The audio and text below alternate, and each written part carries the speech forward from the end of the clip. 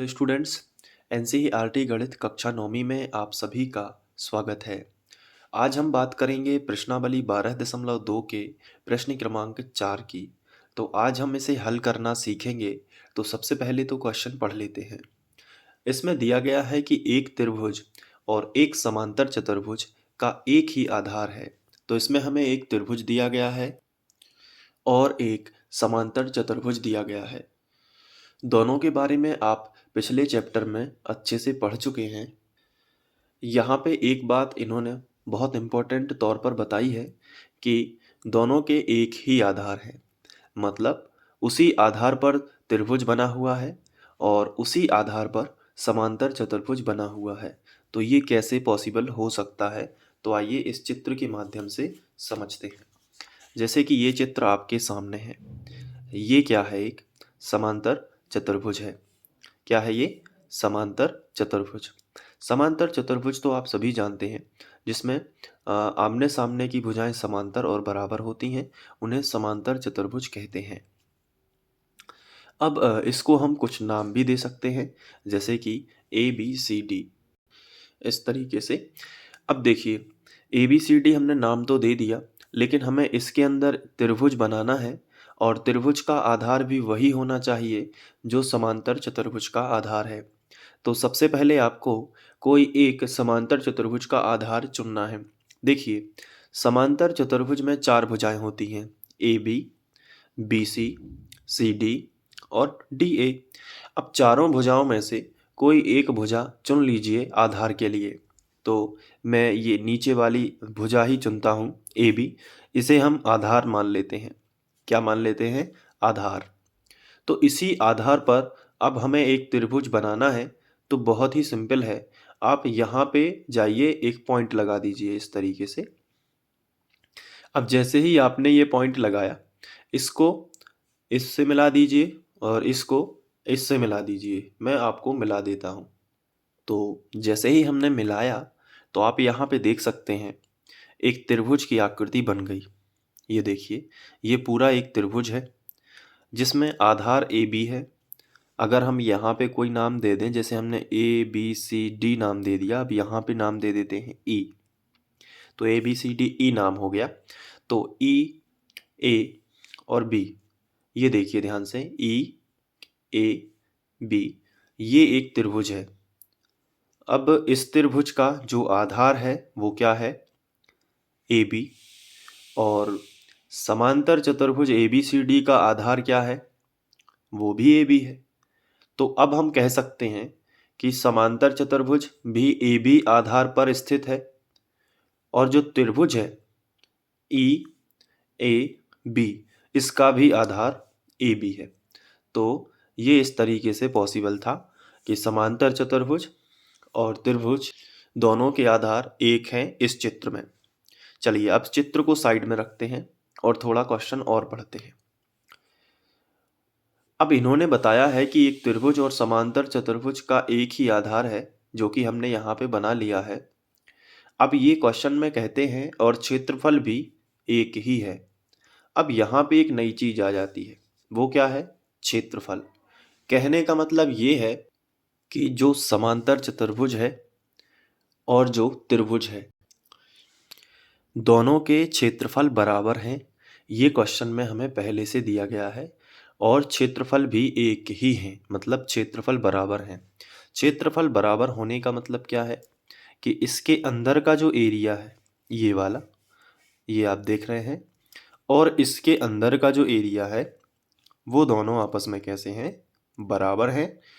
ये क्वेश्चन में हमें पहले से दिया गया है। दोनों को इस तरीके से रखा गया है कि दोनों के आधार एक हैं। तो फाइनल आकृति ये बन के आती है। इसके अंदर ये त्रिभुज भी आ गया और ये समांतर चतुर्भुज भी है। दोनों एक ही आधार ए बी पर स्थित हैं और दोनों के क्षेत्रफल कैसे हैं? बराबर है। बहुत अच्छे से समझते जाना है, ताकि क्वेश्चन अगर बदल के भी आ जाए तो आपके दिमाग में बेसिक सेट रहे। अब क्वेश्चन में बाकी कुछ नहीं है, भुजाएं बस दी गई हैं। देखिए पढ़ते हैं। यदि त्रिभुज की भुजाएं 26 सेंटीमीटर, 28 सेंटीमीटर और 30 सेंटीमीटर हैं तथा समांतर चतुर्भुज 28 सेंटीमीटर के आधार पर स्थित है, तो सबसे पहले तो आपको ये यहाँ पे बड़ा ध्यान रखना है, जैसे आप त्रिभुज की भुजाएं 26, 28 और 30 कहीं भी दे दोगे, लेकिन ये मिस्टेक मत करना, क्योंकि अभी समांतर चतुर्भुज 28 सेंटीमीटर के आधार पर स्थित है। तो आपको सबसे पहले समांतर चतुर्भुज का जो आधार है वो 28 सेंटीमीटर यहाँ पे फिक्स करना पड़ेगा। तो ये देखिए, समांतर चतुर्भुज है A B C D, A B C D, ये समांतर चतुर्भुज है। तो इसका जो आधार है वो यहाँ पे होगा। ये कितना होगा? 28। तो यहाँ पे हम फिक्स तौर पे लिखेंगे 28 सेंटीमीटर। ये 28 सेंटीमीटर आधार है। अब त्रिभुज की बाकी दो भुजाएं, बाकी त्रिभुज की 3 भुजाएं हैं, उसमें भी 28 है। आप देख रहे हैं यहाँ पे 26, 28 और 30। तो इसमें 28 है, तो आपको ये समझ जाना है कि यही उभयनिष्ठ आधार है 28 वाला। तो त्रिभुज की भुजा भी 28 यही होगी। बाकी दो भुजाएं हैं 26 और 30, तो इन्हें हम कहीं भी नाम दे सकते हैं। तो त्रिभुज की ये जो भुजा है इसे हमने नाम दे दिया 30 सेंटीमीटर, और त्रिभुज की ये जो भुजा है इसे हमने नाम दे दिया 26 सेंटीमीटर। तो ये तीनों भुजाएं हो जाएंगी, त्रिभुज की तीनों भुजाएं। और इसमें समांतर चतुर्भुज की भी एक आधार है जो कि त्रिभुज का भी आधार है। तो उभयनिष्ठ आधार 28 सेंटीमीटर का है। अब ज्ञात क्या करना है? तो उसकी संगत ऊंचाई ज्ञात कीजिए। तो अब हमें क्या करना है? समांतर चतुर्भुज 28 सेंटीमीटर के आधार पर स्थित है, तो उसकी संगत ऊंचाई ज्ञात कीजिए। किसकी संगत ऊंचाई? तो आंसर है समांतर चतुर्भुज की। किसकी संगत ऊंचाई? उसकी। उसकी मतलब समांतर चतुर्भुज की। तो समांतर चतुर्भुज की ऊंचाई तो हमें दी नहीं गई है, तो हम कहाँ से ज्ञात करेंगे? ये तो ए बी सी डी ये भुजाएं हैं। तो ऊंचाई हम खींच सकते हैं। कैसे खींचेंगे मैं आपको बताता हूं। ये देखिए, आपको क्या करना है, समांतर चतुर्भुज का कोई एक शीर्ष लेना है और आधार पर एक लंब डालना है। तो इस तरीके से आपको डैश डैश करके एक लाइन बनानी है। ये देखिए, तो ये आपने लाइन बना दी। अब इस लाइन में हम यहाँ पे कोई भी नाम दे सकते हैं, जैसे मैंने यहाँ पे m नाम दे दिया। तो ये dm जो है हमने ऊंचाई पता कर ली है। अब इसी का मान हमें निकालना है। ठीक है, तो dm का मान हमें निकालना है। तो अब क्या करोगे? देखिए, अभी तो जैसे ही आप हल करना शुरुआत करोगे तो सबसे पहले आपको क्या करना है, जो चीज़ें दी गई हैं उसको लिखना पड़ता है। तो इसमें तो कहीं भी A B C D question में नहीं बताया गया है कि आप ए बी सी डी नाम दे रहे हो या पी क्यू आर एस, तो कुछ भी इस तरीके से क्वेश्चन में नहीं लिखा है, लेकिन अपन ने तो माना है ना, कि माना समांतर चतुर्भुज ए बी सी डी है तथा त्रिभुज ए बी ई है। तो ये आपको लिखना पड़ेगा माना करके। ठीक है, तो आप यहाँ पे लिखोगे हल, फिर लिखोगे माना। इसके बाद आप लिखोगे कि समांतर चतुर्भुज ए बी सी डी तथा त्रिभुज ई ए बी, एक ही आधार, दोनों का आधार सेम है, ए बी पर स्थित हैं। तो लिखेंगे एक ही आधार ए बी पर स्थित हैं। तो इस तरीके से आपने लिखा। अब इनके मान लिख लेते हैं। जैसे ए बी बराबर कितना है? 28 सेंटीमीटर। 28 सेंटीमीटर आप यहाँ पे देख लीजिए, ए बी कितना दिया गया है? 28। अब देखिए ए ई ये कितना है? 30। तो लिखोगे यहीं पर ए ई जो है वो 30 सेंटीमीटर। ये देखिए ई और बी कितना है? 26। तो आप यहाँ पे लिखोगे ई बी, या बी ई भी लिख सकते हो, जो कि है 26 सेंटीमीटर। ज्ञात करना है, क्या ज्ञात करना है? डीएम। तो लिखना है यहाँ पे ज्ञात करना है। तो ज्ञात क्या करना है? संगत ऊंचाई। ठीक है, तो लिखेंगे समांतर चतुर्भुज की संगत ऊंचाई, जिसे हमने क्या माना है? D M. तो आप यहाँ पे लिखोगे सिंपली डी एम। ये संगत ऊंचाई आपको ज्ञात करनी है। अब देखिए, इतना सब कुछ लिखने के बाद अब आपको यहाँ पे देखिए इन दोनों के क्षेत्रफल हमें बराबर दिए गए हैं। तो इस हिसाब से तो हम संगत ऊंचाई ज्ञात कर सकते हैं। लेकिन जो इसका क्षेत्रफल है, त्रिभुज का क्षेत्रफल ज्ञात करने के लिए हमें कौन सा फॉर्मूला लगाना पड़ेगा? तो आंसर है हमें हीरोन का फॉर्मूला लगाना पड़ेगा। थोड़ा सा दिमाग लगाना है। हीरोन का फॉर्मूला होता है S under root S, S minus A, S minus B और एस माइनस सी। तो अगर हम त्रिभुज का क्षेत्रफल निकालेंगे तो हमें हीरोन का फॉर्मूला लगाना पड़ेगा, और हीरोन का फॉर्मूला में एस होता है। एस क्या कहलाता है? अर्ध परिमाप। तो अर्ध परिमाप मतलब तीनों भुजाओं का योग का आधा। तो वो चीज़ हमें पहले निकालनी पड़ेगी, फिर हम शर्त लगाएंगे। तो हम लिखेंगे त्रिभुज ई ए बी में, ई ए बी में, ठीक है, त्रिभुज ई ए बी में अगर हम ध्यान से देखें, अब केवल आपको त्रिभुज ई ए बी देखना है। ये वाला त्रिभुज आपको दिख रहा है ना, ई ए बी, ये वाला आपको त्रिभुज देखना है, ठीक है। अब इसमें देखिए ए बी सी के मान मानेंगे। तो ए बराबर आपको मानना है, कोई भी भुजा ले सकते हो, मैंने ये ले ली 30 सेंटीमीटर। तो आप ए बराबर लिखोगे 30 सेंटीमीटर, ठीक है। बी बराबर आपको ये वाली भुजा ले लेनी है। तो बी बराबर आपको मिलेगी 26 सेंटीमीटर।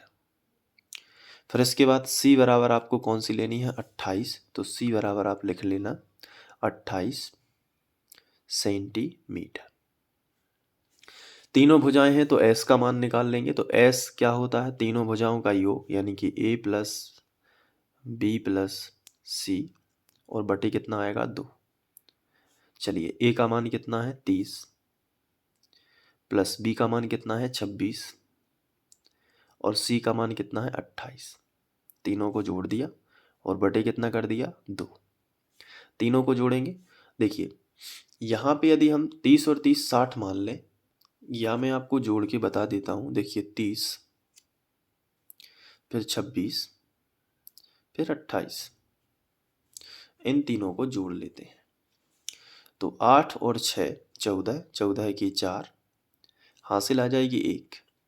3 और 2 5 और 2 7, 7 और 1 8, कितने आएंगे? 84।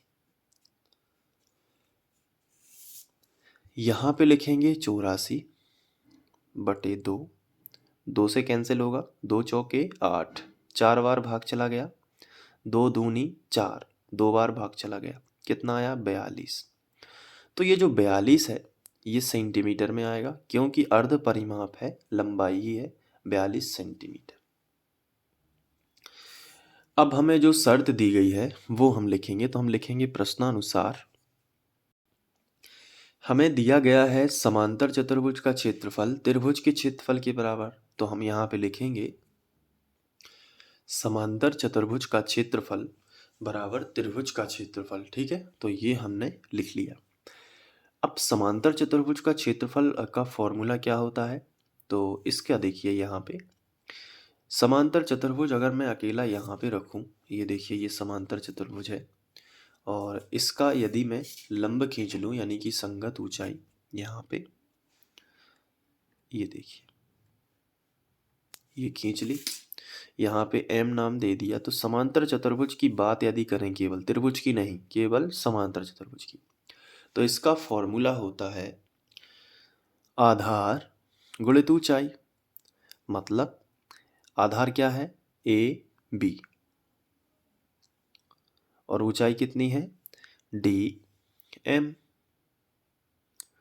तो ये होता है केवल समांतर चतुर्भुज का क्षेत्रफल, आधार गुणित ऊंचाई, ठीक है। और त्रिभुज का क्षेत्रफल क्या होता है? त्रिभुज का क्षेत्रफल होता है, अगर इस हम त्रिभुज अकेले की बात करें, ये देखिए ये त्रिभुज ले लिया। त्रिभुज में ये भुजा 30 है, ये भुजा 26 है, और ये भुजा 28 है। और अगर हमें इसका क्षेत्रफल ज्ञात करना है तो इसके लिए अगर तीनों भुजाएं ज्ञात हैं, तो हीरोन ने फॉर्मूला दिया था S, S minus A, S minus B और एस माइनस सी, यही दिया था ना। ये हीरोन का सूत्र है। तो हमें दोनों के, यहाँ पे देखिए, दोनों के समांतर चतुर्भुज का क्षेत्रफल किसके बराबर है? त्रिभुज के क्षेत्रफल के। तो लेकिन समांतर चतुर्भुज का क्षेत्रफल क्या होगा? ए बी गुणित डी एम, आधार गुणित ऊंचाई। तो इसकी जगह पर हम सिंपली लिख देंगे ए बी गुणित डी एम। आया समझ में? बराबर के नीचे बराबर। त्रिभुज का क्षेत्रफल क्या होता है? Under root S S minus A, S minus B और एस माइनस सी, ये होता है। अब देखिए ए बी का मान कितना है, आधार कितना है, तो मेन चित्र में चले जाएंगे। ए बी हमें दिया गया है 28, वो त्रिभुज का भी आधार है। तो ए बी की जगह पर आपको लिख देना है 28। गुणित का चिन्ह लगा है तो गुणित का चिन्ह लगा देना है। फिर डीएम लिखा है, डीएम का क्या कोई मान है? नहीं, वो तो ज्ञात करना है। तो डीएम हम ज्यों का त्यों लिखेंगे क्योंकि ये हमें ज्ञात करना है। बराबर के लिए यहाँ पे बराबर लगा देंगे, फिर लिखेंगे अंडर रूट एस का मान। तो हमने एस का मान पहले ही निकाल लिया था क्योंकि हमें पता था कि हमें त्रिभुज ए बी का क्षेत्रफल निकालना पड़ेगा। तो एस का मान कितना है? 42। ये देखिए निकला है ना। तो सिंपली यहाँ आइए, एस की जगह पर 42 रख दीजिए। एस की जगह पर क्या? 42। फिर ये कोष्टक है तो ये कोष्टक लगा दो। फिर एस है, एस की जगह पर कितना? 42 माइनस ए का मान कितना है? 30, तो यहाँ पे रख दो 30। फिर ये कोष्टक लगा है तो यहाँ पे भी कोष्टक लगा दो। फिर ये कोष्टक शुरू है तो यहाँ पे भी शुरू कर दो। एस का मान कितना है? 42, तो यहाँ पे 42 रख दो। माइनस है तो माइनस लगा दो। बी का मान कितना है? 26, तो यहाँ पे 26 रख दो। फिर बी का मान रखने के बाद ये कोष्टक है तो यहाँ पे भी कोष्टक लगा दो। फिर ये दूसरा कोष्टक है, दूसरा कोष्टक लगा दो। एस का मान कितना है? 42, तो यहाँ पे 42 रख दो। फिर माइनस लगा है तो माइनस लगा दो। और सी का मान यहाँ पे 28 है तो ये जाके यहाँ पे 28 रख दो। ठीक है, तो ये कर लेना। अभी इसको हम ज्यों का त्यों लिखेंगे, 28 गुणित डी एम। ठीक है, बराबर के नीचे बराबर। अब इसको अंडर रूट ज्यों का त्यों लगा लेते हैं।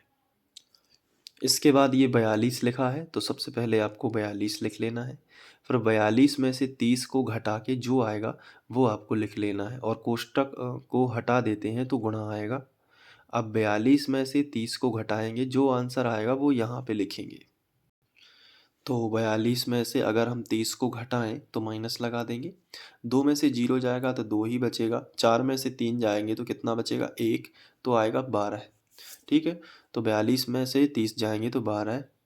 इसी तरीके से ये कोष्टक हटा देंगे।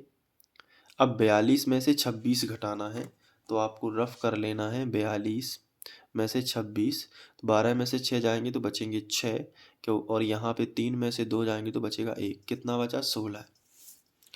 तो यहाँ पे बचेगा 16। अब 42 में से 28 घटाओगे तो 14 बचेगा। ठीक है, तो घटा लेना, तो यही आएगा। अब ये अभी ज्यों का त्यों 28 गुणित डीएम, ये अभी ज्यों का त्यों। इसके बाद बराबर के नीचे बराबर। अब अंडर रूट लगाएंगे। अब इसके बाद या तो आप 42 के गुणनखंड निकालिए, 12 के गुणनखंड निकालिए, फिर 16 के गुणनखंड, फिर 14 के। या फिर आप थोड़ा सा लॉजिक ये लगा सकते हो कि जैसे 14 तिया 42 होता है, तो आप 42 को लिख सकते हो 14 गुणित 3।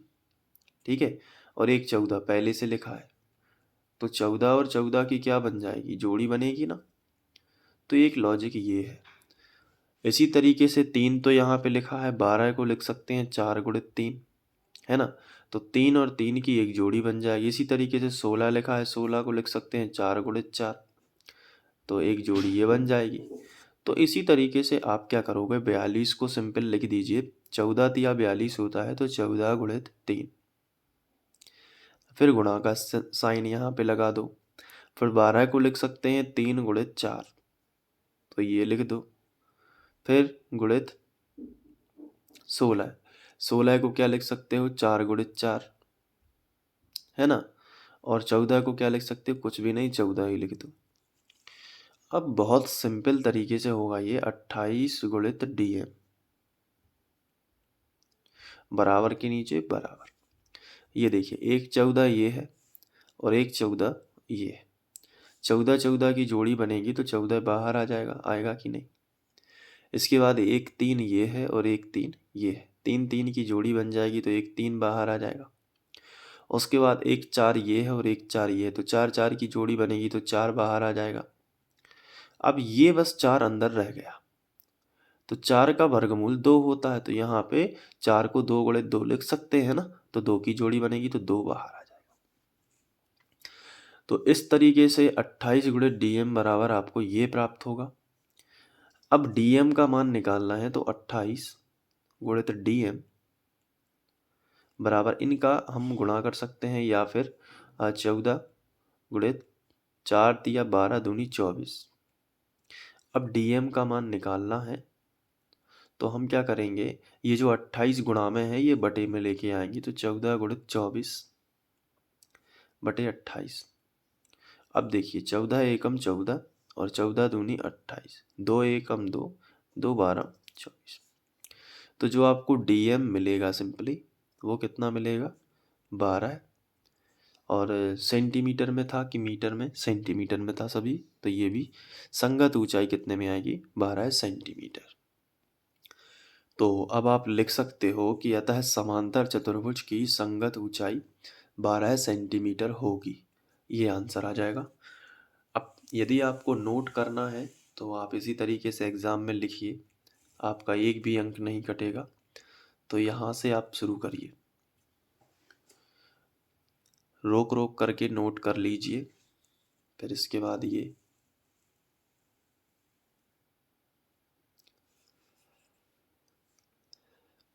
फिर इसके बाद यहाँ पे, और इस तरीके से ये कंप्लीट हो जाएगा। उम्मीद है कि आपको समझ में आ गया होगा, और इसी तरीके के वीडियोस देखने के लिए आप यूट्यूब पर सर्च करिए फ्री ऑनलाइन कोचिंग। तो वहाँ से आप होम पेज पर जाइए और स्क्रॉल करते जाइए, तो आपको कक्षा 9वीं की पूरी गणित मिल जाएगी। तो आप यदि अच्छा लगे तभी उससे पढ़ सकते हैं, ठीक है। तो उम्मीद है कि ये समझ में आ गया होगा। आगे भी आप 5वां क्वेश्चन पहले खुद से करिए, यदि नहीं बनेगा तब आप वीडियो देखिए। Thank you.